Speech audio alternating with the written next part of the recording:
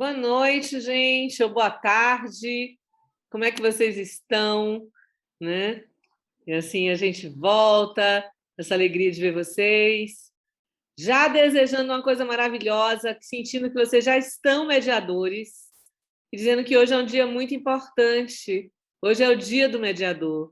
Então, parabéns a todos aqueles que já estão atuando, parabéns àqueles que estão chegando agora, né? Que a gente possa compartilhar muitas alegrias, muitas partilhas desse exercício tão lindo, né? De tentar estar aí ajudando as pessoas a gerirem seus conflitos, administrarem todas as dificuldades e construir um diálogo mais compassivo. Então, assim, feliz Dia do Mediador a todos e a todas vocês. Né? Isso é muito importante. Boa tarde a todos e a todas também. Também quero estender meus parabéns a todas as mediadoras e mediadores aqui presentes, futuros e futuras mediadoras, e mais do que isso, né? Nós somos pacificadores e pacificadoras. Está aqui, nós somos bem-aventurados por isso, né? Está aqui estudando, praticando para propagar e levar a pacificação nas relações e nos locais onde a gente está trabalhando. Então, hoje é um dia da gente estar realmente festejando, né, Ana? A gente já está aí... Conquistas, né? Exato. Muitas conquistas, muitos desafios, né, muitos obstáculos. Então, e ter o Dia do Mediador, que foi recente a legislação, acho que foi 2019, se não me engano, que nos permitiu comemorar esse momento, né? Essa profissão que já está sendo arrumada, organizada, que é o ser mediador, ser mediadora. Então, parabéns para nós. É um dia de muita comemoração. E como a gente sempre começa a nossa aula, eu vou começar a nossa partilha. Hoje a gente não vai ter aquele momento de relaxar, mas a gente vai ter hoje um momento de animar, né? A gente vai animar isso aqui hoje, né? Nessa aula de hoje que a gente vai começar a falar sobre família e esse começo falando de família. E eu vou convidar, vamos fazer um convite para que vocês possam ouvir essa música.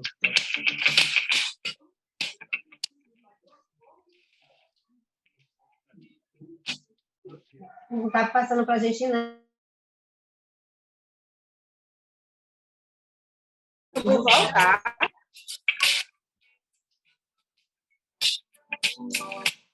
Ainda que nós vamos voltar. Ainda que a gente compartilha de novo.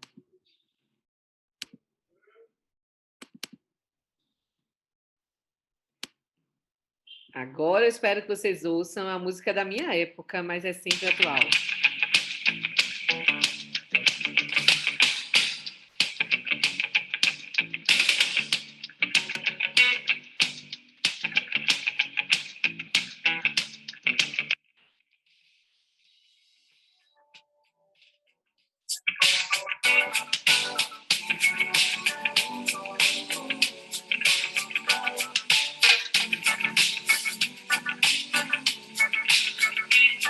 Família!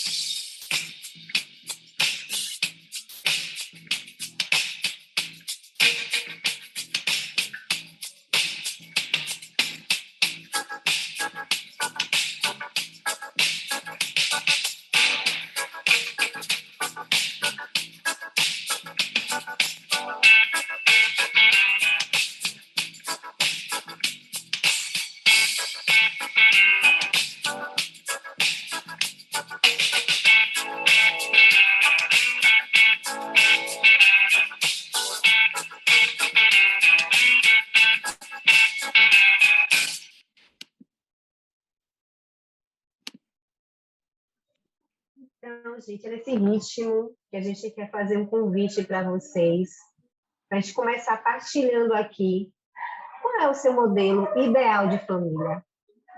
Vamos lá, podem abrir os microfones, podem colocar no chat. Peraí, que aconteceu alguma coisa. Estudos recentes mostram que cotonetes comuns são prejudiciais para os ouvidos. Os cotonetes... Vai ver uma coisa que não devia. Então, me contem aí, qual é o modelo ideal de família para vocês? Coloquem no chat, podem abrir os microfones, com base nessa música que a gente acabou de ouvir. Cadê? Tereza, Mônica, Boa tarde. Boa tarde. Tudo bem? Eu estou sem vídeo hoje, né? Mas família, eu sempre quando toco nesse tema, é difícil de conceituar, né? Porque é um conceito muito heterogêneo e fluido, né? Mas eu penso que o modelo ideal de família é aquele que é o seu arrimo, né? O seu acolhimento, e até pela própria doutrina moderna hoje em dia, né, que falta ali na família eudemonista, é onde você tem a sua felicidade e sua realização. Então, acho que seria isso. Adorei ouvir isso, gente. Adorei. Olha, tem feliz. Tem um comentário aqui bem legal que a gente refletir no chat. Modelo? Isso existe? Basta amor e respeito. Mônica, que foi a Débora que trouxe. A mãe falou, para mim não existe modelo ideal. Família é aquela que te faz feliz. Legal. Tem mais?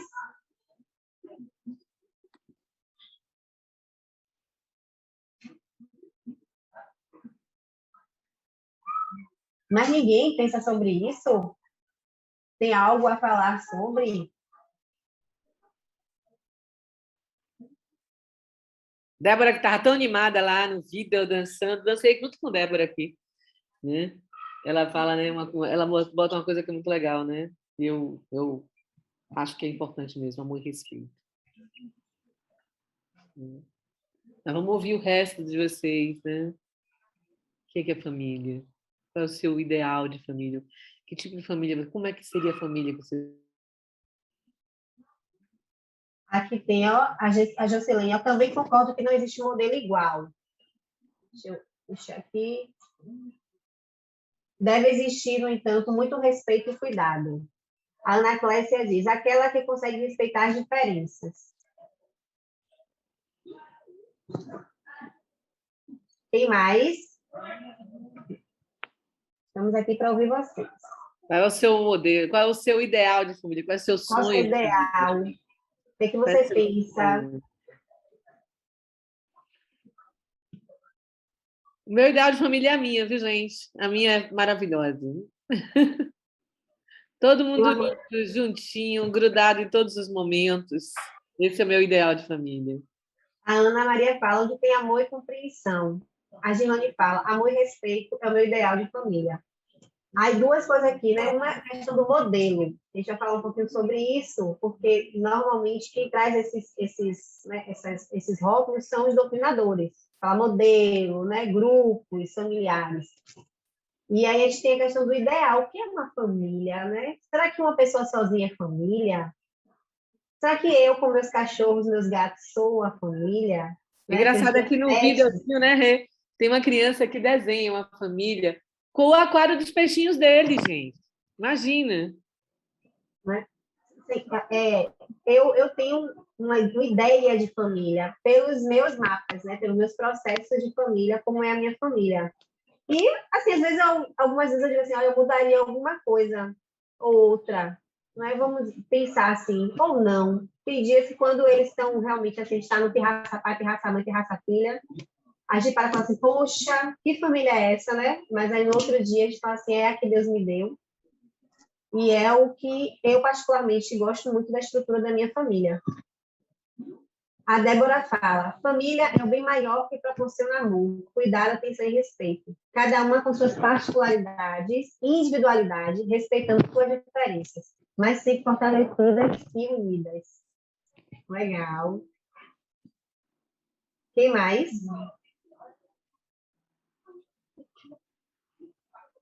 Que tem uma ideia, um ideal, né? A nomenclatura é só para a gente conseguir pensar, mas vocês trabalham com família, né? A maioria que estão aqui tem uma relação com a família. E como é que a gente espera que esses modelos? É muito importante a gente entender essa questão do modelo, do ideal, da família, da ideia que as pessoas têm de família, porque isso gera conflito. As nossas expectativas com relação ao que a gente entende por família, o que a gente deseja que seja uma família, ela acaba trazendo conflitos, e dos conflitos é que vem as questões a serem resolvidas. Mais alguém quer compartilhar com a gente? Cadê Priscila? Uma coisa legal que a gente, não sei se a gente realmente pulou, que eu estava desatenta, que o ideal de família é aquele que consegue respeitar as diferenças, né? E isso é muito legal, né? A família que consegue respeitar as diferenças, que consegue ser inclusiva, né? Que consegue, né, ter tudo isso, amor, compreensão, cuidado, partilha. E hoje, mais do que nunca, tem sido uma necessidade da sociedade, né? Esse olhar da diversidade, do múltiplo respeito dentro dos processos familiares. Isso é que a Ana colocou, é extremamente importante. E aí, mais alguém ou a gente vai dar continuidade aqui? Vocês querem ouvir a gente? Não querem falar agora, não? Camila. Família é onde me sinto acolhida. Que lindo isso, viu? Isso aqui, gente, é um gesto que nós fazemos para aplaudir quando a gente está no meio virtual. A gente pode estar utilizando. Família é onde eu me sinto acolhida. Muito legal. Então, vamos lá, Ana? Você compartilha, por favor? Claro. Se tiver mais alguma coisa, a gente vai falando aqui. Já tem muito a falar, a conversar sobre família. Boa tarde para quem está chegando, dando boa tarde aqui no chat. Então, a partir de agora, nós vamos conversar sobre família, tá? Vamos investir alguns horários, alguns tempo desse nosso curso para pensar o que é família, qual a estrutura, quais são os modelos de família que existem, se a gente pode, né, o que a gente pode refletir, como a gente tem que conhecer a família. E hoje, na aula de hoje, a gente vai falar sobre o conceito de família, os tipos de família, vamos falar sobre casamento versus namoro, certo?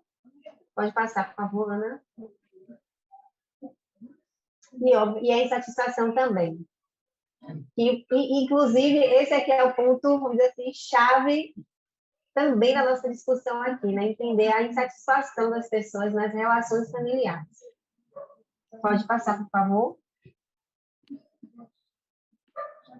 Então, assim, eu amo a minha família. Eu já comentei aqui algumas vezes com vocês que eu tenho uma relação muito, muito saudável com a minha família. Isso não quer dizer que não tenha conflito, tá? Que não tenha problemas, que não tenha situações que a gente precise parar para resolver. Que uma coisa não anula a outra. Mas eu tenho um amor muito grande pela minha família. Se alguém chegasse e pensasse assim, você tem a oportunidade de escolher uma família para você, eu escolheria exatamente as mesmas pessoas, do mesmo jeitinho que elas são. Porque elas fazem parte da minha vivência, elas fazem parte do meu mapa, elas fazem parte do meu processo histórico e da minha formação enquanto pessoa. Mas eu já fiz perguntas como essa em alguns espaços e não foi essa mesma resposta. Muita gente mudaria os membros das suas famílias, as pessoas que integram, por conta dos seus processos, né, de vivência, o que elas sofreram, o que elas perceberam, e a ausência também da família, tá? Dessa estrutura familiar básica. Então, e aí eu pergunto, como é a sua família? Uma reflexão, assim, para a gente parar aqui. Como é a sua família?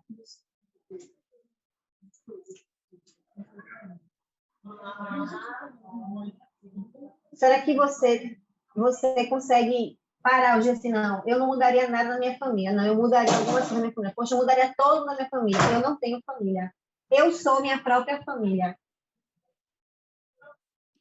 E aí, quem gostaria de trazer alguma reflexão sobre essa inquietação que a gente traz para vocês? Como é a sua? Vou falar da minha, viu? Minha família é uma família, sabe como, gente? Muito unida. Eu sempre brinco, nós somos uma família canguru.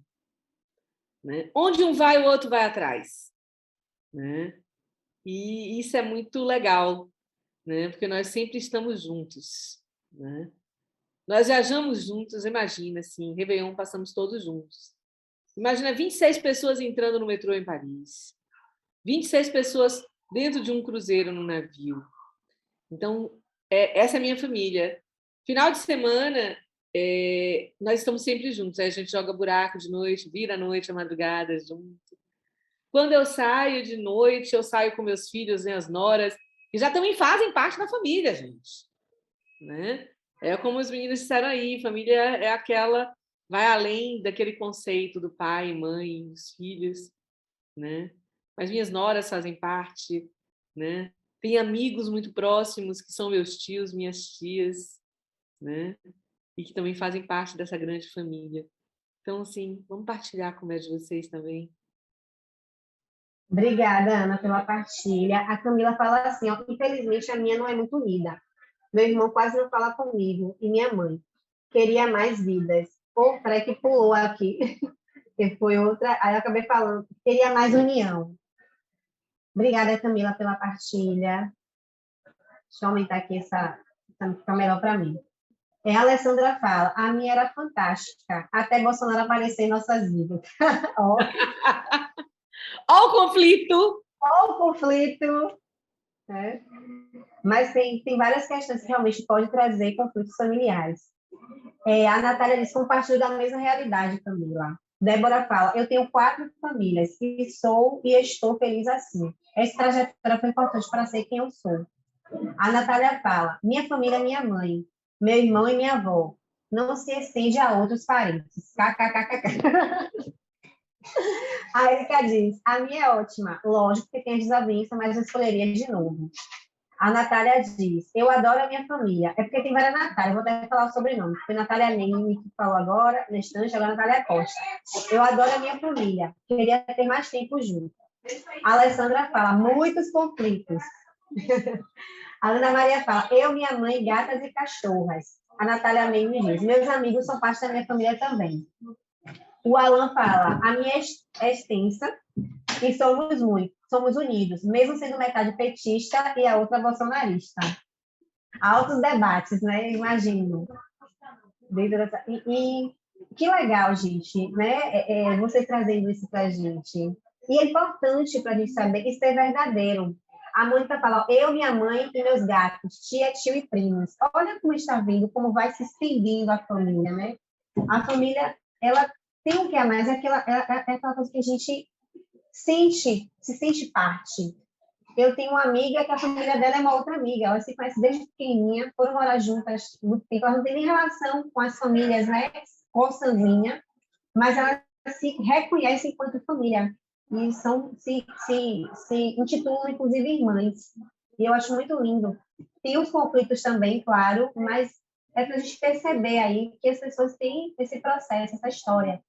A Teresa fala, a minha ama, briga, chora, ri e se mexe na vida de todo mundo. Parecido um pouco com a minha também. Eu também, Teresa. Todos por um. Tanto o núcleo pequeno quanto a família extensa. Ainda tem mais. Aqui a gente fala assim, ó, eu posso chamar atenção, eu posso reclamar, posso puxar a orelha.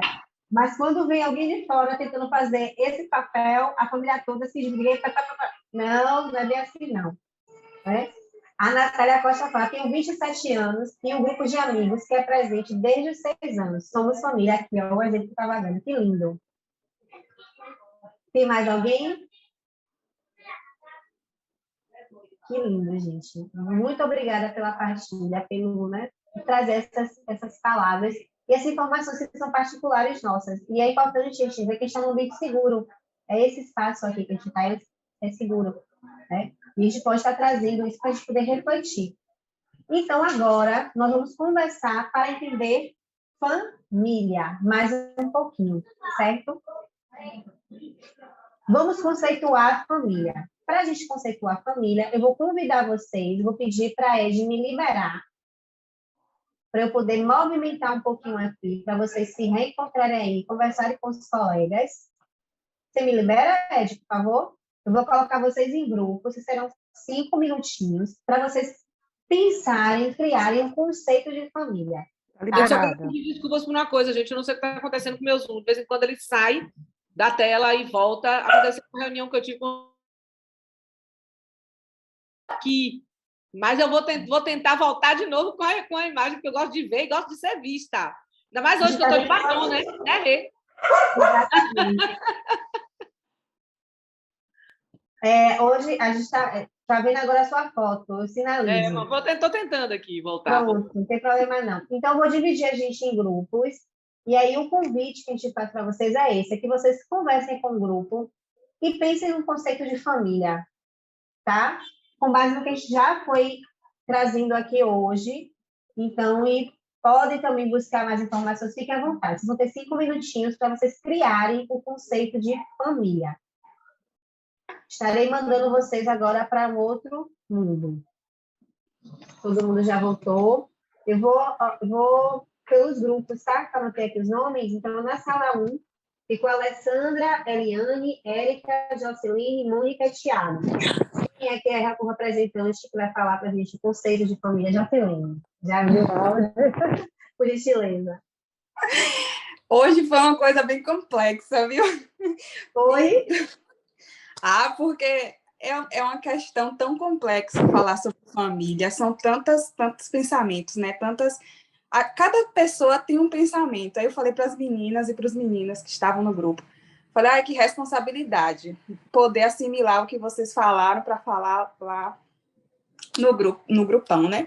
Então, assim, a gente pensou em família, primeiro, como um primeiro espaço de socialização do indivíduo, né? A partir desse momento que o indivíduo ele está naquela família, é a base para a formação dele enquanto um ser social. Então, é importante que ele, adentrando nesse espaço, ele tenha todo um arcabouço de proteção, de cuidado, de respeito, para que aquilo ali gere para a sociedade consequências positivas. Então, se esse ser humano ele se insere em uma família minimamente que tem que não foi minimamente estruturada, isso pode gerar conflitos, né, consequências para o seu desenvolvimento enquanto ser humano. A gente pensou também na questão que a família hoje ela não deve ser vista apenas em um modelo monoparental, entre pai, mãe e filhos, mas assim, que essa família ela está se modificando a todo instante, e a gente, enquanto profissional, enquanto pessoas, a gente tem que estar atento a essas mudanças para que a gente acabe não criando preconceitos, né, por aqueles tipos de família e para que não se perpetue essas discriminações que ocorrem, né? A gente percebe hoje que já existem famílias formadas por 2 mulheres e uma criança, 2 homens e uma criança, família só com a mãe e o filho, famílias que não têm filhos. Então, assim, hoje a gente entendeu que não se caracteriza só a família entre pai, mãe e filhos, né? E então, essa foi uma outra discussão do grupo.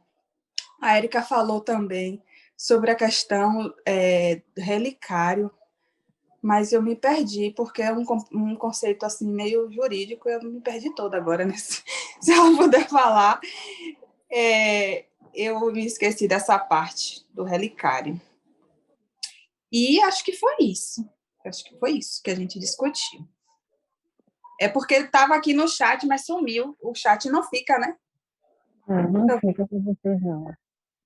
Não fica, porque foi escrito no chat. Aí eu sou mais memória auditiva do que escrita. Bacana. Olha quantos pontos vocês conseguiram na fala de vocês, né? Espaço de socialização, espaço de proteção, de cuidado, respeito, que essas pessoas precisam ter posturas positivas para desenvolver com a sociedade, né? Porque a gente não pode pensar em conceitos de famílias muito fechados, né? Tendo visto que a sociedade está mudando. Peguei algumas palavras-chave da sua fala, viu, João, para a gente ajustar. E fiquei curiosa sobre a questão do relicário, onde é que ele se aplica. Quem foi que trouxe essa informação para a gente? Quem foi? Foi Érica. Cadê a Érica? Compartilhar, por favor? Não, eu falei no grupo que eu gosto de usar a palavra relicário para fazer referência à família, porque eu entendo como um espaço de você fazer histórias e memórias, e por isso a ideia de ser um relicário. Seria de relíquia, né? Exato. Muito lindo, viu? Gostei disso aqui. Vou anotar para aplicar quando eu for estiver falando sobre família e espaço, se você me permitir. Eu gostei muito do que você trouxeram. Rejane, sua fala está ficando abafada. Deixa eu botar o fone mais para cá. Aí, melhorou. Melhorou? É porque o fone Agora... estava lá atrás. Ah, então agora... é isso. Obrigada, Regi. Pronto. A próxima equipe, obrigada, gente. É Natália Costa, Natália Neima e Mai. Quem é que vai falar? Aí, enquanto o Rodrigo está digitando, Natália já botou aqui. Conversamos sobre o aspecto mais afetivo da família, sobre o acolhimento, o amparo. Chegamos à conclusão que os vínculos de convivência também podem se tornar família, e que hoje é muito importante a sociedade respeitar as diversas formas de família. Bacana, muito legal. Rodrigo está colocando, enquanto o Rodrigo está colocando, vou chamando o próximo grupo, que é Ana Clécia, Girlane, Juliana, Mônica, Thaís e Tereza. Quem vai ser a porta-voz? Incumbida dessa função, mas os demais integrantes fiquem à vontade para complementar se eu me esquecer de algum ponto, né? E na nossa discussão a gente foi bem uníssono, né, no sentido de que não existe aquele modelo engessado de família, né, a família margarina, biológica e tudo mais, e que o conceito é fluido, justamente por ser o núcleo onde a pessoa se sente acolhida, amparada, onde se realiza enquanto pessoa, e aí nessa discussão a gente até apontou, né, o fato de hoje em dia existir a família unipessoal, justamente para exemplificar essa forma de não ter o conceito padronizado, né? E também a própria família multiespécie, que é a família que se expande, né, para os animais de estimação e outros tipos de seres além de nós humanos, né? Então, assim, é um conceito fluido justamente onde você busca a felicidade e o amparo. Obrigada, gostei. Daqui eu consigo, ó, não é um modelo engessado, né? Tem um conceito fluido. Olhe mais uma vez o acolhimento, a necessidade do acolhimento no seio familiar, né? Do amparo, a observância de que não existe um único modelo de família, né? Que são diversas formas de se pensar e de se fazer família. Muito legal, obrigada. Foi Juliana, não foi que falou? Obrigada, Júlia. Isso. O Rodrigo traz aqui, né, que família é onde existe amor e cuida, onde você se sente acolhida. É aquela que ensina e respeita a diferença, que busca estreitar os vínculos afetivos. Cuidado. Muito legal. Obrigada, Rodrigo. O próximo grupo foi a sala 5, Salomão e Sofia. Quem vai ser o porta-voz? Enquanto alguém se manifesta... A Sofia. Sofia já colocou aqui, ó. Rapidinha. Acreditamos que o conceito de família precisa ser amplo para abarcar diversas formas de família existentes, uma vez que família diz muito sobre laços afetivos diversos, independente de serem laços sanguíneos ou não. Muito massa, Sofia. Obrigada. O próximo grupo, Ana Leide e Érica. Quem será a nossa porta-voz? Olá, Rejane. Oi, Ana Leide. Deixa eu ligar aqui a câmera, pronto. É a dupla, né? Na verdade, nós estamos esperando chegar os novos componentes que não chegaram. Érica estava assim, sem áudio, então foi uma conversa assim, né? Por texto. E a Érica colocou assim, que a família está para um conjunto de pessoas que possuem grau de parentesco ou laços afetivos e vivem no mesmo espaço formando um lar. Com relação ao viver no mesmo espaço, que eu disse que eu não concordava da obrigatoriedade de viver no mesmo espaço, mas reforçamos sempre o lado realmente dos laços afetivos, do respeito a todas as formas de família hoje existentes, e só ficamos ambas, né, eu e ela, meio que assim, com relação à família formada por um único integrante.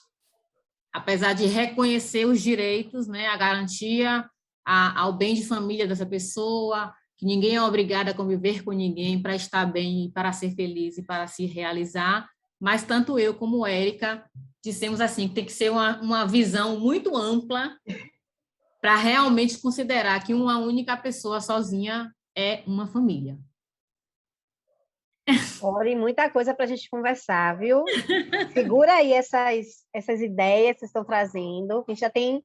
Não, nem todas as respostas serão dadas hoje. É muito importante a gente trazer isso, porque a gente está começando a falar sobre família, mas teremos alguns encontros e algumas inquietações que foram aqui trazidas serão respondidas no decorrer aí da nossa aula. Mas o que vocês trazem é bem legal, né? Porque mudou, o mundo mudou, as pessoas mudaram. As pessoas hoje vivem, inclusive uma boa parte delas tem tido essa postura de viver sozinha, ou com seus pets. E aí é considerada família? Segura aí, né, que a gente vai estar aí conversando. E a gente precisa pensar juridicamente também, né, por causa do nosso espaço de atuação, né? E a gente precisa pensar socialmente também, porque a gente tem os aspectos sociológicos e aspectos, né, jurídicos quando vão para a mediação. E aí, como essa relação familiar? Será que a pessoa ela nasceu só? Quem nasceu primeiro, né? O ovo ou a galinha? A gente começa a pensar nessas questões quando a gente fala de família e conflitos familiares.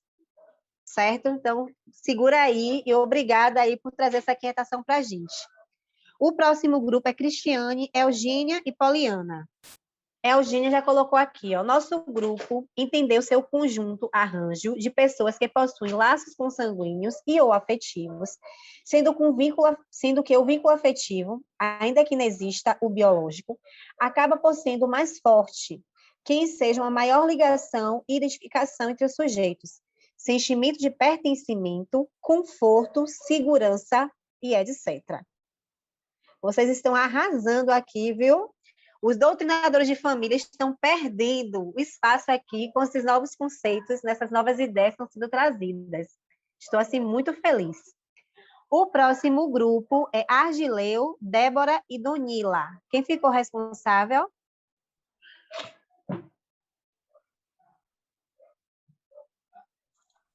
Argileu. Cadê Argileu? Eu já vi ele aqui nesse instante. Aqui. Pode falar. Certo.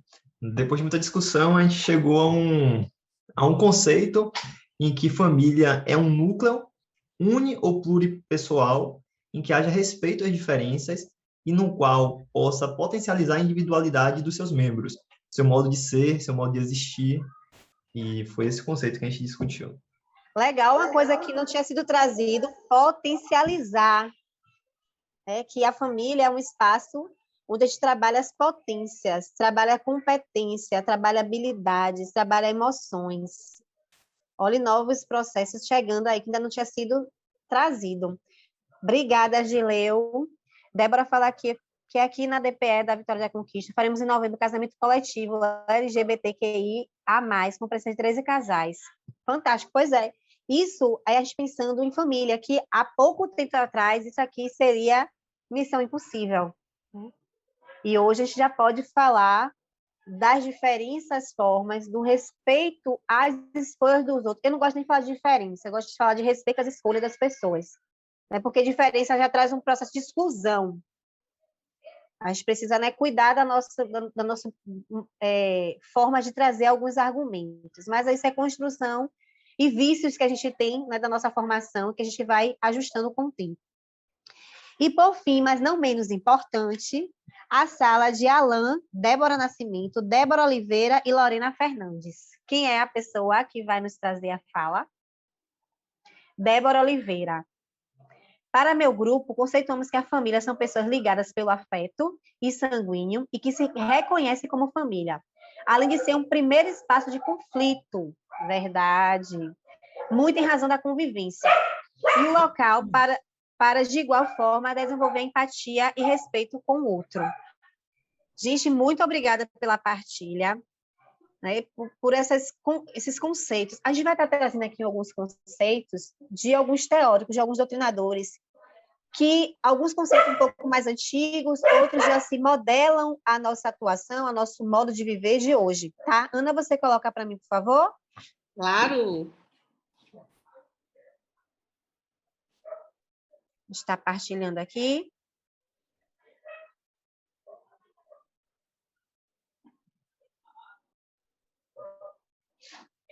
Então, família, a gente tem que pensar o seguinte, dentro da estrutura, né, dos estudos, a gente tem o grupo primário e o grupo secundário, no qual as pessoas são inseridas.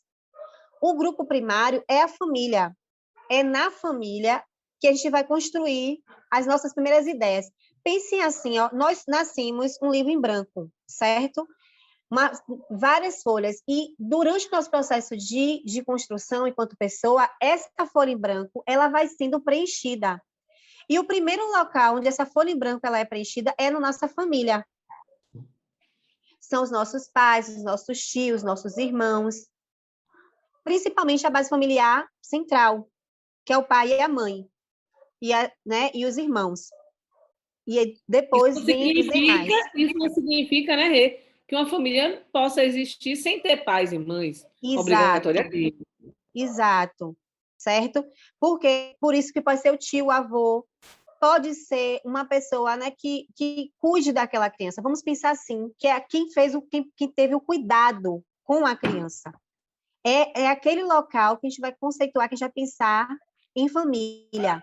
É aquela pessoa que cuida, que vai dar os primeiros passos. E eu tenho até uma outra coisa para vocês, inclusive foi um defensor daqui que me levou, que é as crianças que vivem em albergues, crianças que vivem em... Me fugiu o nome aqui agora. Unidades de acolhimento. Unidades de acolhimento. Obrigada, Débora. Em unidades de acolhimento, certo? Ou que foram retiradas do seio familiar, ou que, de fato, nunca esteve, né? Não sabe nem quem é o pai e a mãe, estão ali esperando um processo até de adoção. Então, quem é que cuida dessas crianças? É a assistente social, né? São as cuidadoras daquele espaço. E são essas pessoas que vão preencher essas folhas que a gente constrói. Pode ir passando para mim, Ana, por favor? E aí tem o secundário, que é quando ele é inserido na escola, quando ele é inserido na própria comunidade que ele está ali próximo, quando ele é inserido, né, dentro do processo do trabalho, essas folhas também vão sendo preenchidas, tá? Então, esse local onde essa criança está inserida, onde essa pessoa está inserida, pode voltar um pouquinho, por favor? É o primeiro corpo no qual nós, enquanto indivíduos, vamos estar. E esse espaço, ele é privado das relações de intimidade e afeto. Olhem muito do que vocês trouxeram no conceito que vocês criaram. Afeto, intimidade, relacionamento, amor. E é onde a gente aprende a obedecer regras de convivência. É nesse primeiro espaço. Inclusive, hoje, a gente até pode começar a pensar não em regras, mas em diretrizes que a gente começa a estabelecer nesse espaço. Porque regra parece uma imposição, né? E hoje existe já alguns modelos de educação voltada para esse indivíduo que vai estar crescendo, que está ali dentro desse processo familiar, que é do diálogo, que é ajudar a criança a construir a partir de co-construções, de co-criação. Então, até essa ideia de regras, ela tem sido mitigada nos processos familiares, na ideia de família. Então, a gente precisa começar a pensar nisso também, que essas regras, essas ideias são pensadas conjuntamente. E aqui o Soy foi falar para a gente, a família pode ser definida como estrutura social básica, com entrejogo diferenciado de papéis, vai ter pessoas ali com papéis distintos, que vai exercer uma função, certo? Essas pessoas convivem por tempo prolongado, pode ou não estar dentro do mesmo ambiente, pode estar ou não naquela casa, naquele local físico, certo? Que foi até uma inquietação que vocês trouxeram. Será que família necessariamente tem que estar morando todo mundo junto, para ser entendido como família? Dentro do qual se vai desenvolvendo a criatura humana, premida pela necessidade de limitar a situação narcísica e transformar-se em um adulto capaz à defesa da vida. Esse é o objeto primordial de nós, enquanto seres humanos, nessa construção dos processos familiares, tá? Ana, você pode passar e dar continuidade. Gente, por exemplo, que a Jane falou, tem crianças que vão estar em instituições, né? E elas realmente podem até crescer sem ter uma família nessa estrutura que a gente vê.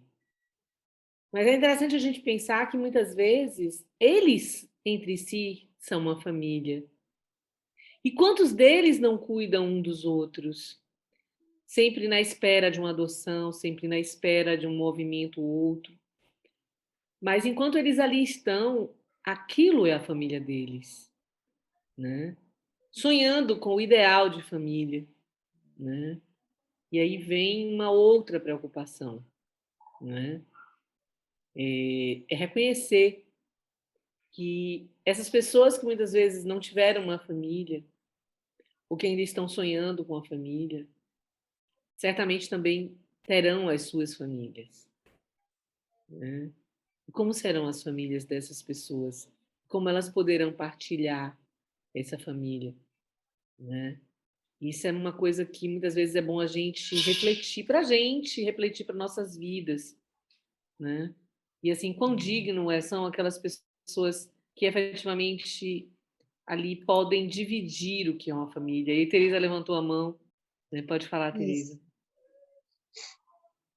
É só para ter um pouco de cuidado no que se refere a essa parte das crianças acolhidas, né? Porque a gente não pode esquecer que elas vieram de um núcleo familiar qualquer, que a gente não sabe qual foi, né?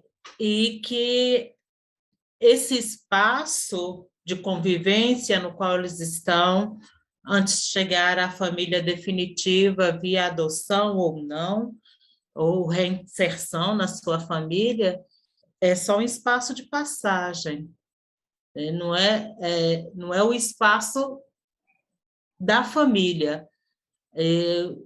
A minha experiência tem mostrado que, no que diz respeito à adoção, essas crianças e adolescentes, eu adotei adolescente, não têm ideia do que é ser filho, em alguns casos. Então, não. A minha fala é mesmo no sentido de ser cuidadoso nesse sentido, né? Que esse espaço, essa unidade de acolhimento, não é o espaço é apenas o espaço de passagem. Verdade. Nós temos muito mais sucesso com as famílias acolhedoras, as crianças que estão em um outro espaço que é de família acolhedora, do que no espaço de um abrigamento de unidade de acolhimento. Essa fala, Teresa, é muito interessante. Só para ilustrar também, porque assim, existem crianças que entram nesses locais e só saem com 18, maior já de idade, às vezes. Eu tenho uma amiga e eles não conseguem... Ela, na verdade, passou por uma situação dela. Realmente, ela foi criada ali, ela cresceu ali, e ela só saiu aos 18 anos. Isso. E aí, quando a gente tem esses exemplos, a gente precisa pensar assim, o que é que ela vai ter de ideal de família, entendeu, Teresa? Eu me conecto com você nessa sua fala, e ao mesmo tempo eu paro para refletir, e as que não conseguem ser adotadas? E as que permanecem ali até, né, a idade de ser independente, tomar suas próprias decisões e começar a pensar no seu projeto de família? E aí a gente vai mais na frente falar das interferências que essas crianças podem ter, que esses adultos poderão ter em razão desse contexto, Sim. dessa ideia de família que foi formada, né? na mentalidade dela. Porque a gente traz um conceito de família aqui da doutrina, a gente traz um conceito de família aqui dos manuais, mas aí você traz para a gente uma coisa que é da sensibilidade, né? Do cuidado, entendeu? Então, muito obrigada pela sua fala, que realmente me tocou, e é uma reflexão que a gente precisa ter. Ana, por favor. Ana, a gente não está te vendo nem te ouvindo. É porque pode dar continuidade, por favor. Vamos lá.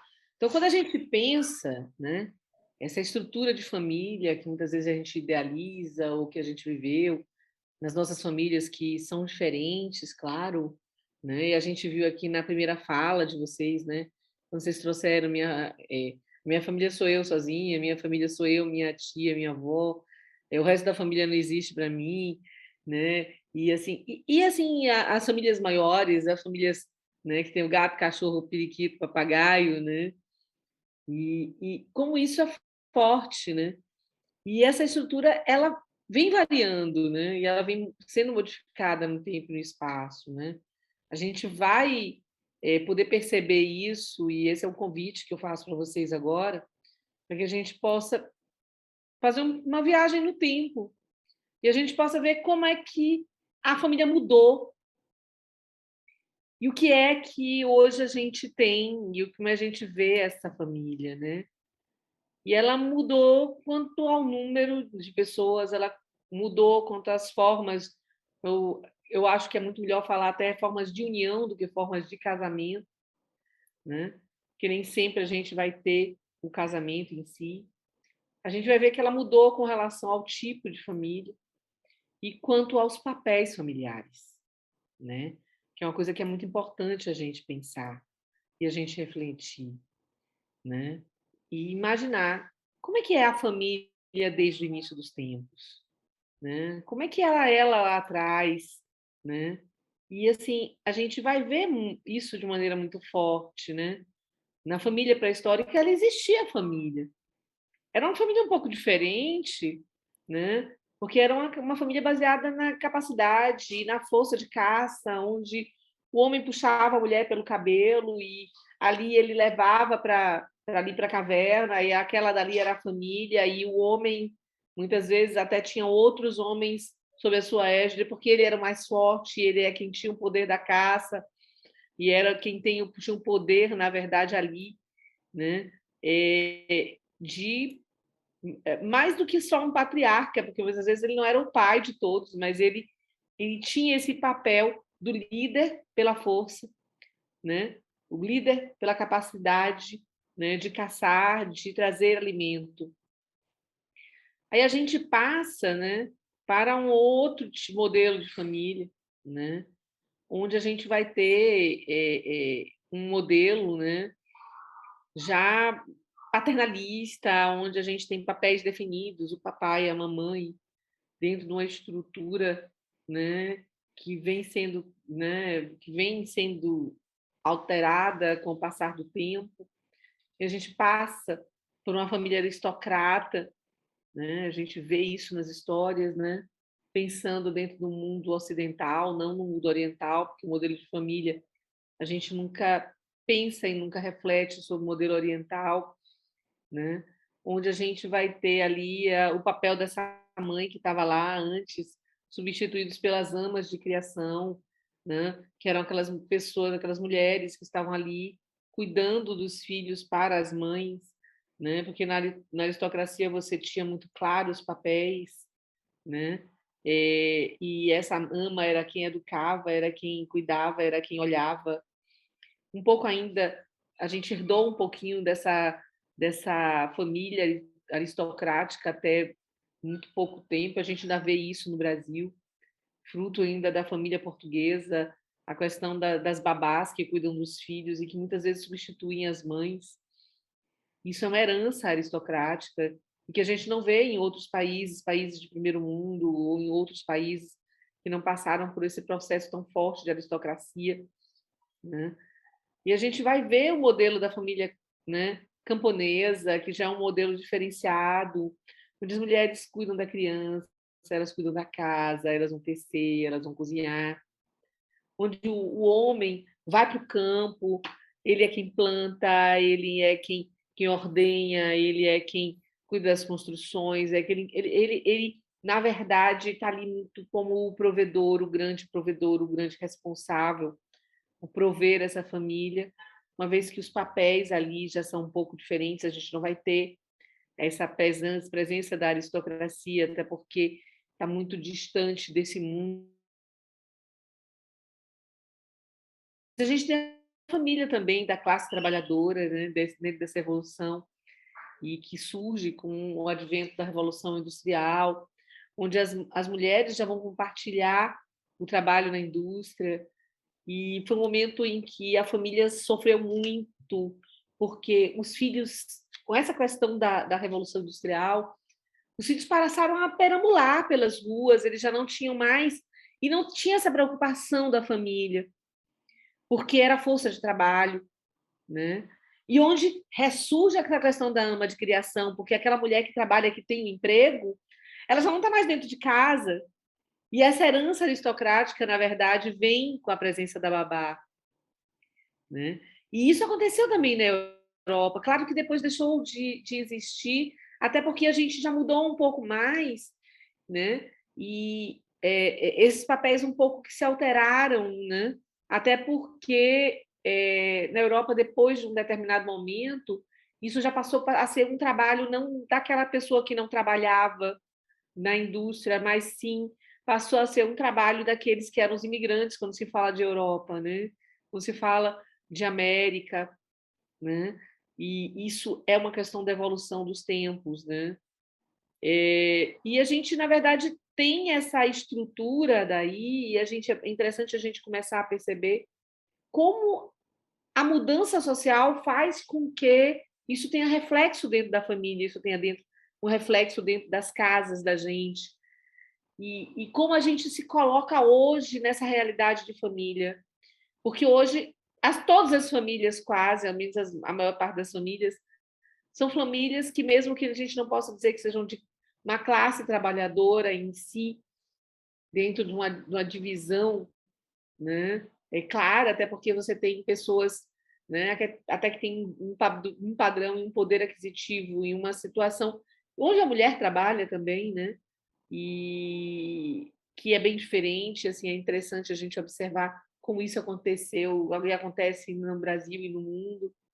Assim, eu acho que assim tem uma série hoje em dia, Chesapeake Shores, acho que é o nome dessa série, que ela gira em torno de uma família, e é uma família moderna, mas é uma família que, além de ser uma família moderna, ela traz coisas de uma tradição antiga, né? Onde você vai ver a família se dividir, a mãe indo embora, o pai ficando, uma filha que é CEO, que não dá atenção às filhas, que não consegue criar as filhas, mas ao mesmo tempo você vê a coisa da avó criando, cuidando, né? E depois todos voltam e se reúnem de novo com uma grande família.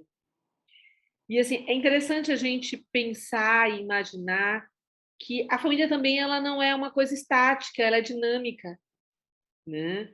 E esses movimentos da própria família trazem essa dinamicidade, né? E trazem para a gente a possibilidade da gente vislumbrar o que a gente vê hoje, né? Dos novos modelos de família. Não que a gente, na verdade, vá se desprender do antigo modelo de família tradicional, onde a gente tem pai, mãe e filhinhos, né? Mas a gente tem que pensar que nessa estrutura do mundo globalizado, a gente tem uma inserção da mulher no mercado de trabalho, a gente tem um aumento do número de famílias, onde a mulher passou a ser chefe de família, não mais o pai. A gente tem uma situação onde a gente tem o crescimento da participação dos pais nos afazeres domésticos, desde trocar uma fralda, a dar uma mamadeira, até a ficar com as crianças em casa enquanto a mãe trabalha, porque ele, na verdade, fica, né, tomando conta da família. É interessante, né? Eu fiz uma mediação privada, muito interessante, assim, e que ele quebrou ela, e ele ajudou ela a crescer, né? Bancou ela na época da faculdade, ela era bem mais velha que ela se formou, ela construiu um grande patrimônio, e eles tiveram um único filho, fruto da inseminação. E depois vieram porque estavam no momento de separação. E ele era a mulher, né? Dentro dessa inversão de papéis. E assim, como é interessante a gente perceber essa mudança, né, dos afazeres, né? É interessante a gente também perceber essa coisa que eu falei, o aumento do índice dos divórcios, né? E a gente vai falar um pouquinho sobre isso. E o surgimento da família monoparental, ou seja, uma família onde os filhos moram só com o pai ou moram só com a mãe, onde você só tem um desses daí, ou o pai ou a mãe, né? E a gente vai também ver essa ameaça da função reprodutiva da família, né? Porque antes nós tínhamos famílias muito numerosas, né? Se a gente for olhar, família de minha mãe, eram 7 filhos, né? Né, a família de onde minha mãe vinha, foram 7 filhos. A do meu pai foram 6 filhos. E aí, quando você vê para a família que eles formaram, a partir dali, o outro núcleo familiar, só somos 2 filhos, né? Então, essa redução, essa diminuição do número de filhos, ele vem, né, num outro movimento que vai marcar uma mudança do padrão familiar. E hoje a gente ouve dizer assim, quem tem 3, 4, 5 filhos é louco, né? Como dar conta de 4, 5 filhos nos dias de hoje, né? E aí a gente vai ver uma outra coisa, que é uma coisa muito triste a gente observar, que essa é a desestruturação familiar. Eu ainda falaria de uma outra coisa, né? Que é uma coisa que Bauman traz de uma forma muito presente nos dias de hoje. Na verdade, eu trabalhei muito essa questão do que era a família moderna, ou a família, né? Essa família, né? Da modernidade, né? Nessa modernidade, que é uma modernidade muito líquida, onde os relacionamentos são muito superficiais, onde estar casado, na verdade, hoje é muito difícil, e a gente viu hoje o reflexo disso na própria pandemia, o aumento ainda mais desenfreado do número de divórcios, porque as pessoas não estavam acostumadas a conviver, a dividir mais do que eles dividiam antes da pandemia, né? Como o convívio ele é diferente. E também como essas famílias modernas se estruturam. Bauman trouxe uma coisa que é muito forte, né? Na América ou na Europa, casais escolhendo os filhos como eles querem ter, cor dos olhos, cor da pele, o cabelo, a origem, né? E os processos de disseminação e construção do filho dentro daquele ideal que aquelas pessoas que têm dinheiro para pagar, né? Podem ter. Mas também Bauman discute a questão da família, dessa superficialidade, né? E como o dinheiro chega, né, em muitas famílias, né? Eu te dou dinheiro para você fazer isso e você me esquece, porque eu estou ali te dando dinheiro, né? Então, como se você comprasse tudo e comprasse seu filho, né? Desde a hora que você o projetou até o momento em que você o criou, que você o transformou e você, na verdade, o traz para a sociedade, né? E assim é muito interessante essa reflexão, né? Porque por mais que você tenha uma família muito unida, uma família muito presente, né? No meu caso, por exemplo, minha mãe sempre dizia: eu tenho uma grande preocupação de criar você para o mundo. Mas meus pais me criaram para o mundo e eu criei meus filhos para o mundo estando muito presente e tentando mostrar que essa questão, né? Não é, nem tudo é dinheiro, né? Nem tudo é um presente, nem tudo, né? E isso para as famílias que têm uma condição financeira mais privilegiada, digamos assim, nem sempre é uma realidade, né? Mas também mesmo nas famílias que também não têm tanto poder econômico, a gente também vê isso acontecendo, né? E essa compra da felicidade, a compra, né, do filho ou dos filhos, né? E isso é um grande reflexo da globalização, porque isso está no mundo inteiro, independente do Brasil, de ser no Brasil, ou de ser na Argentina, ou de ser na América, ou ser na Europa, ou ser no México, né? Essa é uma realidade mundial. É uma coisa que talvez a gente não veja nos países orientais, até porque, independente disso, a gente ainda tem nichos em que isso não chegou, em que isso não está tão presente, né? E a gente vai observar que, sobretudo, a partir da década de 60, a gente vai ver essas modificações de uma forma muito veemente. E se diz que uma das coisas mais fortes para essa mudança foi a questão da igreja. A igreja católica perdeu sua força. Então, a igreja, essa perda da força da igreja, não conseguia mais segurar os casamentos, nem as relações insatisfeitas, né?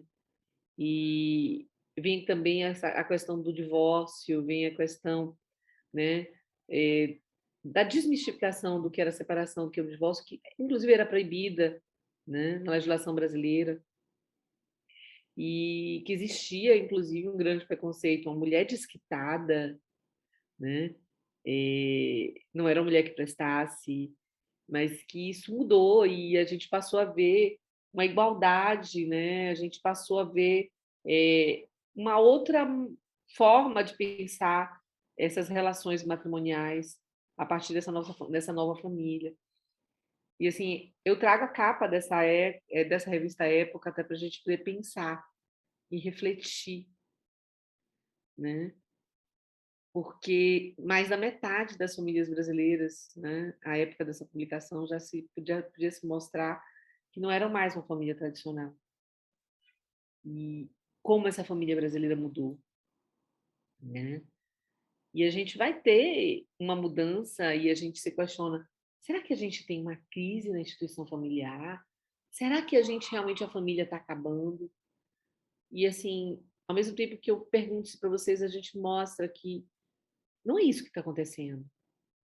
A família ela vai se transformando. A gente vai assistir o surgimento de novos modelos de família, novas relações entre sexos.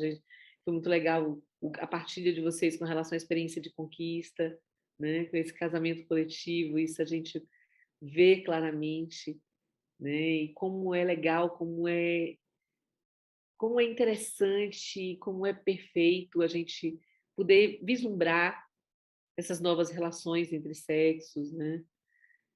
A gente ter essa perspectiva também do controle da natalidade, que era uma coisa que a igreja tinha muito forte. O controle da natalidade era alguma coisa que lhe trazia culpa. A igreja construía isso. É como se fosse algo que você não podia fazer, porque você estaria ligando isso ao pecado, né? E a própria emancipação da mulher e a inserção dela efetivamente no mercado de trabalho, independente da gente ter a certeza que quando a mulher está no mercado de trabalho e é indiscutível e é uma luta muito grande da mulher, ela não ganha igual ao homem, ela não tem as mesmas oportunidades do homem, ela não tem as mesmas.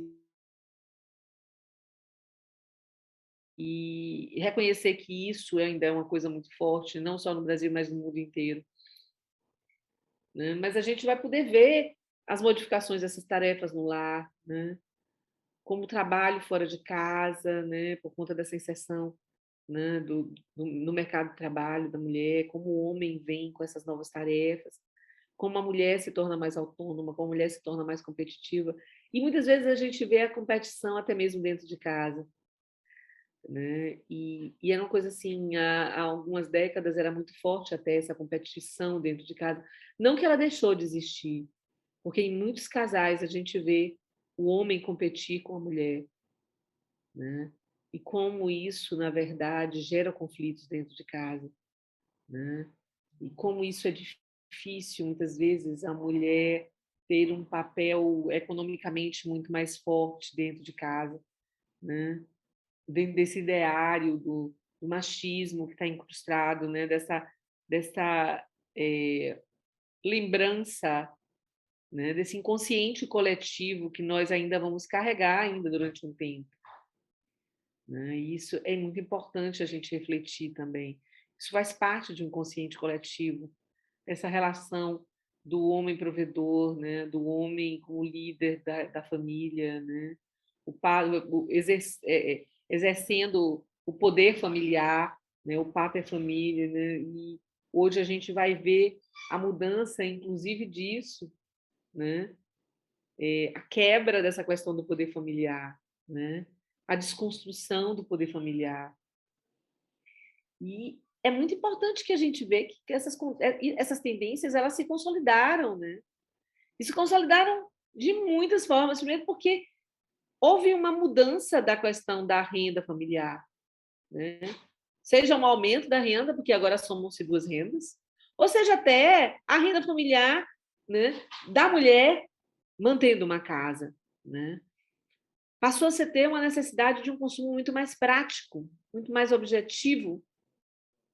E, sobretudo, a gente vê a ampliação da cesta de beleza. Antigamente, né, e eu me recordo bem, e até a gente via as pessoas só usavam um batom quando usavam um batom e um lápis. Hoje, né, se eu pegar minha bolsa de maquiagem, que eu viajo, ou se eu mostrar para vocês como é que é o meu banheiro, que eu tenho uma bancada enorme, né, com várias coisas, e assim, as prateleiras de produto de beleza que a gente usa, né? E essa cesta de beleza, ela mudou, e ela não mudou só para a mulher, ela mudou para o homem também, né? O homem consome tudo isso, né? É muito engraçado isso, como as pessoas consomem beleza hoje. E o homem também mudou nesse sentido, né? E a gente começa a ver que esses padrões, eles vão aparecer de uma forma bem distinta, né? Porque são grandes mudanças populacionais. Gente, tem uma coisa que é muito engraçado, é a cerveja, né? Dentro desse novo papel do homem e da mulher.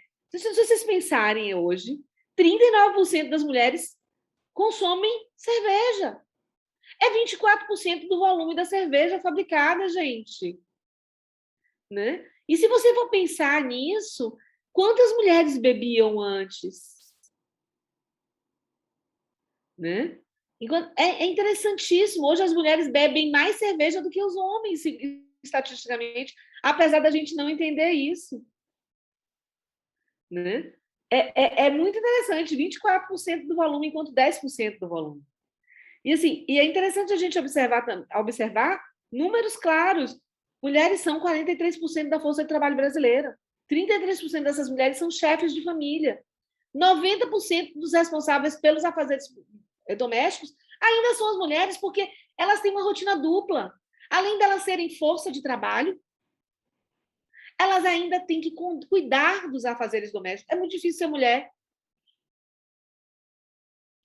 Enquanto a gente vai ver uma mudança. 25% dos homens hoje reivindicam a guarda dos filhos. Se você for pensar nisso, há 5 anos atrás, eram só 5% dos homens que faziam isso. Né? Se a gente for observar isso, 66% dos brasileiros dos homens brasileiros, dão muito importância e aparência. Antigamente, os homens não ligavam para isso. Olha como na verdade, o mundo mudou. Hoje você senta e você vai para os lugares, você vê em bares, mesas, só com mulheres. Eu não tomo cerveja, não bebo cerveja, mas assim, eu sou uma grande exceção. Se a gente for perguntar aqui para vocês, eu vou abrir para poder olhar para vocês, né? Quais as mulheres, eu quero que vocês me digam aí, quem bebe, gente? Débora já gritou lá, né? Ana Clécia disse que não bebe cerveja, não. Mas se você serve um suco, um sorvete, alguma coisa assim. Mas assim, mudou muito. Essa é uma realidade. Ó, aqui, ó, o povo dizendo aqui, ó, Juliana dizendo eu, Mônica dizendo eu, né? Red Mickey Make, eu não sei quem é, eu, e ainda tem os macaquinhos. Então, assim, é uma mudança de paradigma. E quantas de vocês, mulheres aqui, não têm uma jornada dupla? Quantas? Ou tripla. Ou tripla. Né? Então, assim, é muito interessante a gente refletir, porque tudo isso, né, vai... E uma mudança que é uma mudança muito importante. É uma mudança que a gente vai começar a perceber que essas estruturas, elas realmente, onde você tem um pai e uma mãe, onde você tem uma mãe, onde você tem avô e o tio, onde você tem 2 pais, onde você tem 2 mães, né? Essa é a nossa realidade. A gente não pode mais pensar em um modelo único de família há muito tempo. E se me permite, Ana, é importante pensar nisso, porque a gente vai recepcionar essas pessoas. A gente é que vai cuidar dos conflitos que elas vão trazer para a gente. E, assim, os nossos valores, as nossas crenças em processo de mediação precisam ser afastadas quando a gente for fazer os procedimentos. Porque cada um aqui tem suas concepções, né? Tem suas ideias. E aí a gente precisa cuidar para que essas ideias que a gente tem, essas criações que a gente tem, esses conceitos que a gente tem, esses preconceitos que a gente tem, eles não venham fazer com que novos problemas ocorram. Então, respeitar essa diversidade, respeitar esses novos modelos e as escolhas das pessoas enquanto família é um papel muito importante para a gente que está aqui nesse processo de formação, tá?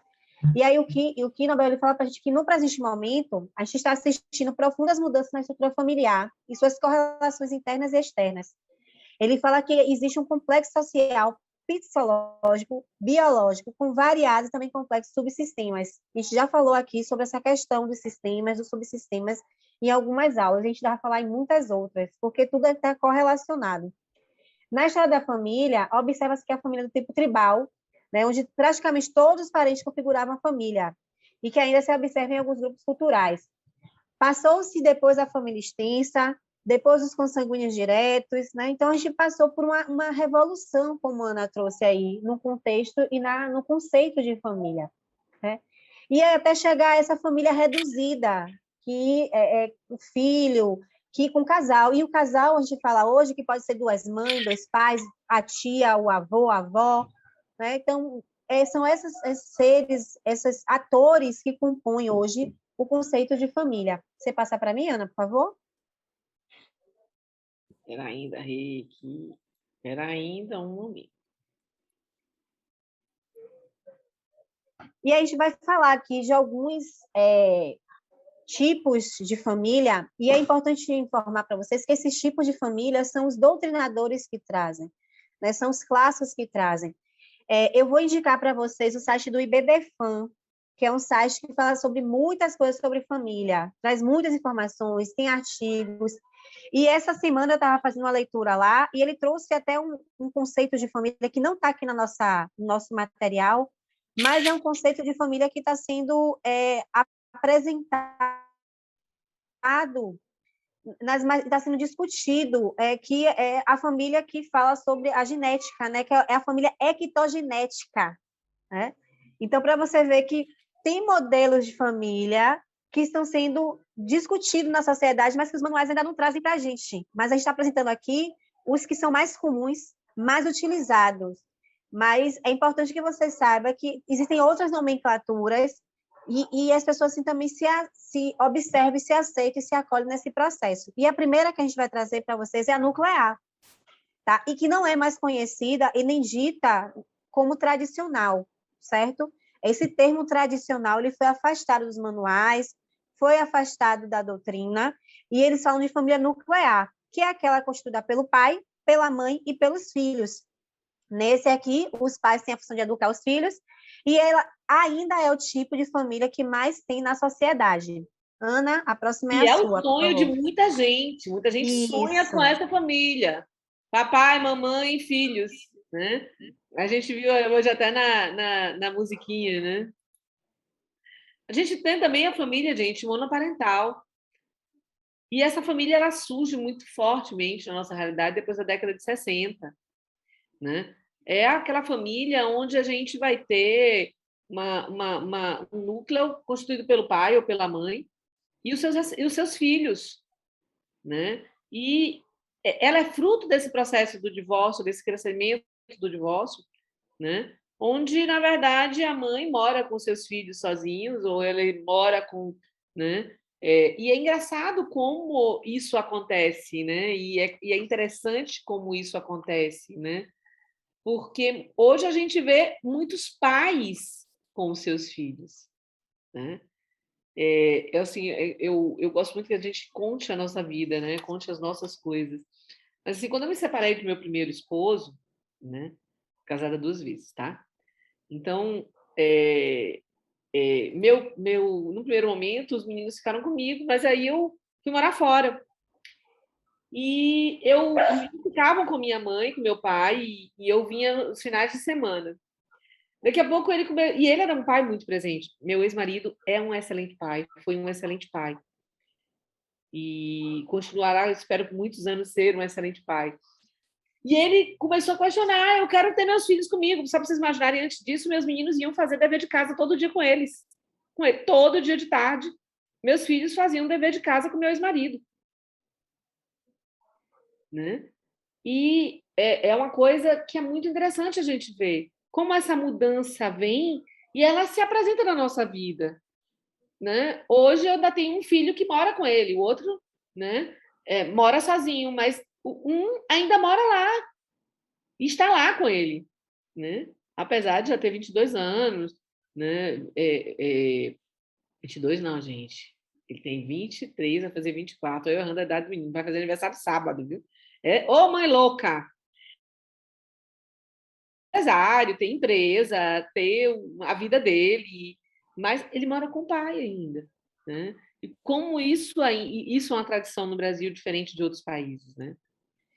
A outra família que a gente vai falar aqui é até que tem um filho, né? É os seus, os meus, os nossos. Lembra um filme que tem duas famílias que se casam, dois casais, eles se casam, e aí desse casamento vem as famílias, vem os filhos, né? Então, essa família recomposta, reconstituída, na qual a outra pessoa já tem os seus filhos, o outro tem, né? Que é o famoso padrasto e madrasta.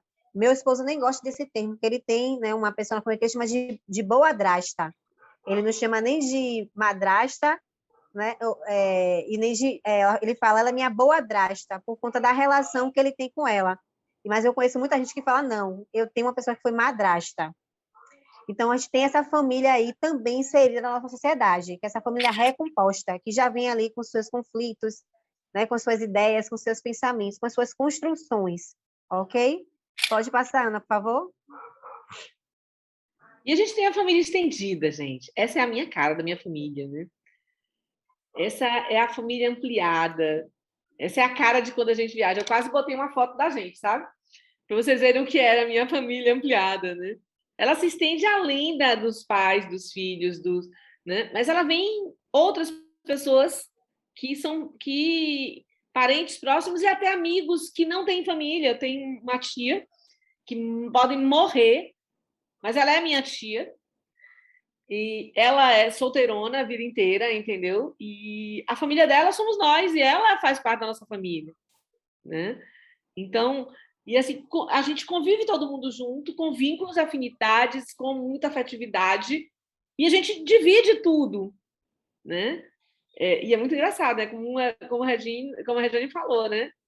É aquela coisa, né, da família que briga, que conversa, mas não toquem, não tasquem, porque eu tô ali para igual um leão.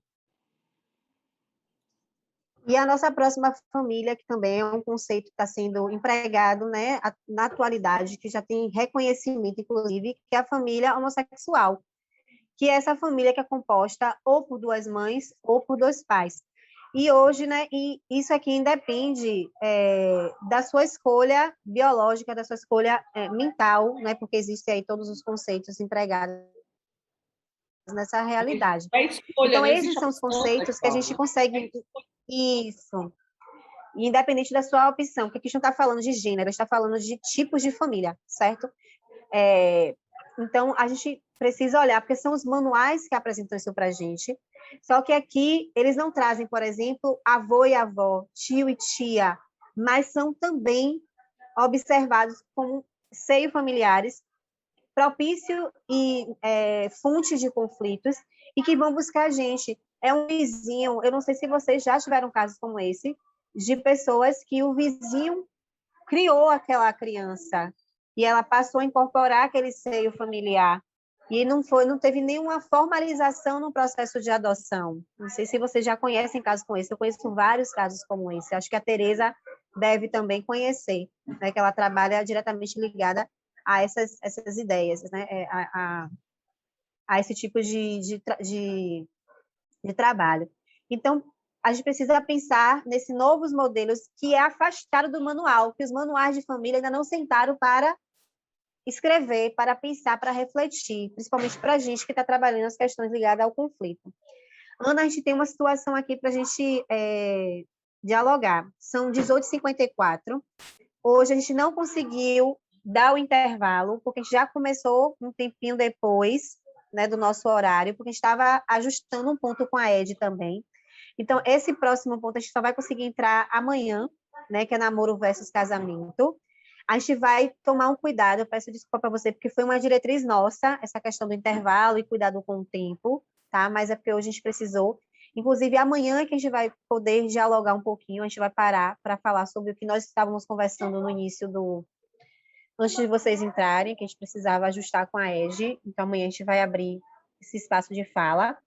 Porque já são 18h54, a gente quer saber de vocês como é que está chegando até agora essas informações, né? O que é que vocês estão sentindo com tudo isso, para que a gente possa ir avançando para o nosso encerramento mesmo, porque amanhã, 9 horas, estaremos aqui. Mas a gente precisa ter uma conversinha com vocês antes da gente encerrar. Ana, minha sugestão é que a gente conversasse amanhã, que a gente tem uma carga horária maior. Pode Tudo ser? bem. Pode, claro. Porque nós só temos 5 minutinhos para encerrar, e eu sei que esse assunto a gente vai levar pelo menos aí uns 15 a 20 minutos de diálogo com eles. E aí, como a gente já não conseguiu dar o intervalo, aí eu queria pedir para a gente conversar amanhã. Obrigada. Então, vamos compartilhar aqui como é que chegou para vocês isso aí, né, Rê? Isso. Retomando. Você já abriu aqui. Estou ansiosa para falar. Então, vamos lá. Quando a Ana falou da questão, né, das famílias, da questão financeira, né, quando existe aquela... as funções, né, do pai, da mãe, de um ser o provedor, né, antigamente tudo, aí me recorreu um atendimento que eu fiz na terça-feira de uma abertura de DNA, que a genitora da criança procurou a gente para fazer essa investigação de maternidade muito aflita, e aí quando a gente abriu o DNA que deu positivo, ela só queria a pensão da criança, não queria que o pai visitasse, não queria que o pai pegasse para ficar com ele. Então, assim, como o pai não tinha vínculo com aquela criança, a gente propôs, né, que ela ficasse pelo menos no sábado, durante o dia, com o pai. A menina tem 1 ano de idade. E aí ela disse que não queria, e assim, eu fiquei muito, assim, angustiada, sabe? Eu saí com uma sensação muito, assim, de não poder conseguir ter ajudado. A abertura foi feita comigo e com a doutora Ana Valéria, que é defensora, que é maravilhosa, que tem, assim, um cuidado muito especial com os assistidos, e aí ela viu que a situação a gente não ia conseguir resolver daquela esfera, e aí a gente, né, encerrou. Ela disse que ia entrar com ação judicial, porque ela não queria fazer nenhum tipo de acordo para que o pai visitasse a criança ou então ficasse com ela. E aí não estabeleceu pensão para a criança, não estabeleceu visita, e o pai simplesmente só vai registrar, e aí vai ter todo um processo judicial para isso. E aí, quando a Ana falou da questão, que ela vê o pai como provedor, ela só quer ver o pai como provedor. E aí ela vai formar essa criança como? Como é que essa família ela vai ser formada? Né? Porque ela não vai ter contato com o pai, o outro filho que eles já têm juntos também, ela não permite que o pai visite. Então, assim, quando você tocou nessa questão do provedor, eu falei assim, meu Deus, como ainda existem pensamentos assim na atualidade, como nossos assistidos ainda pensam muito assim. Então, eu queria trazer isso para vocês, porque eu acho que é relevante, né, a gente falar sobre isso. E é muito comum, viu, Josi? É mais comum do que a gente imagina casos como esse. E aí a gente para pensar, assim, do não julgamento, né? Como tratar essa situação sem julgar aquela mãe. Tendo em vista que a gente não sabe como foi a sua estrutura, né? Como foi que se deu aquele processo junto àquele genitor, aquele pai, né? E aí como é que a mediação... Ó, só estou fazendo perguntas, não estou respondendo você, nem vamos responder agora, né, Ana? Vamos deixar só as inquietações, porque a gente vai ter momentos para ver como é que a gente vai trabalhar isso. Então, como é que a gente pode fazer para transformar essa relação? Em que medida é que a gente, enquanto mediadora, pode ajudar essas pessoas a pensar no melhor interesse da criança? Né? E aí tem toda uma situação por trás aí que a gente vai ter muitas respostas. Eu tive muitos casos como esses, e a Ana também teve muitos casos como esse, e a gente vai poder partilhar muita coisa e dizer para você que há condição da gente trabalhar essas relações. Bacana. Tem aqui no chat falando assim, deixa eu ler aqui o chat. Eu não sei quem é, porque está com um número, tá 692285. A Meta fala assim, tem um livro, Quando os Pais se Separam, da Françoise e da Alton, eu acho, que trata muito bem dessa problemática. A gente tem muita coisa para conversar sobre isso, muita coisa mesmo. E assim, família, como eu falei para vocês, é um campo sensível, sabe? É um campo onde as relações, elas iniciam, onde ou você fica bem ou você não fica. É o nosso primeiro processo ali de construção, é na família. E aí, esse mapa que a gente traz das nossas relações, ele vai reverberar nas nossas posições futuras. A relação que eu convivi com o outro também vai reverberar nas minhas decisões. É Isis, psicóloga NAP Jequié. Obrigada, Isis. E Tereza fala assim, ó, e depende da situação, aciona vários gatilhos. Perfeito, Tereza. Por isso a Assim, importância de uma equipe multidisciplinar. E assim, eu vou falar assim uma coisa para vocês, vou partilhar uma situação pessoal. Eu falei para vocês nesse instante, meu ex-marido é um pai fantástico para meus filhos, né? E assim, na minha vida aconteceu uma coisa muito estranha e esquisita. Eu já era casada já há algum tempo e eu não conseguia engravidar. E aí eu estava fazendo tratamento, já estava desistindo de fazer o tratamento. E cheguei e conversei com ele, olha, Silvio, não dá mais para mim, eu não quero mais ficar tentando, até porque eu já tinha tido 3 abortos, tinha perdido 3 bebês, então não queria mais. Ele olha para mim e diz assim, me conta uma história louca, que ele conheceu uma mulher que ele nunca tinha visto na vida, que essa mulher escolheu ele para ser pai, e que ela tinha uma filha, que era o desejo dela ter uma filha, mas que ela não queria um pai perto da filha. E que ele tinha essa filha. E ele fez uma proposta louca, completamente indecorosa, vamos tomar a filha dessa mulher logo que eu não posso ter um filho. E você quer saber mais? Claro que eu não ia concordar nunca com uma situação, uma coisa louca daquela, né? Que eu não sou maluca igual a ele, né? Trouxe essa menina para perto da gente, taranã, taranã. Depois eu tive 2 filhos, né? Graças a Deus, minhas 2 joias maravilhosas, preciosas. E consegui aproximar os 2 dela. Eles são próximos. Mas se eu disser que logo depois que eu me separei, ele se afastou da menina, e o que ele foi de pai para os meus filhos, ele nunca foi para ela. E nós estamos falando de uma pessoa que tem uma situação financeira, um poder aquisitivo altíssimo, bilheteiro, é dono de bares, de hotéis, de restaurantes. Mas ele nunca foi provedor dela e nunca foi pai dela. Então a gente também não pode generalizar. É isso. A gente não sabe o mapa, a gente não sabe a história de vida daquelas pessoas. E assim, em mediação a gente pode até conversar, pode tentar entender, mas a gente não pode investigar porque nós não somos detetives, né? E a gente vai estar conversando. Obrigada, Ana, pela partilha. Eu quero que vocês coloquem aqui no chat como é que vocês estão saindo agora, e uma palavra para a gente estar finalizando o nosso encontro, e nós nos vimos amanhã às 9 horas. Então, gente... Eu vou colocar aqui, ó, saio reflexiva. Já botei lá o meu. Maite, reflexiva. A Isis também sai reflexiva. Todo mundo sai reflexiva. Mônica reflexiva. Ana Clécia reflexiva. Isis também disse que agradece pelo momento. Débora reflexiva. A Girlane também reflexiva. Alan está um pouco tenso. A Juliana está instigada.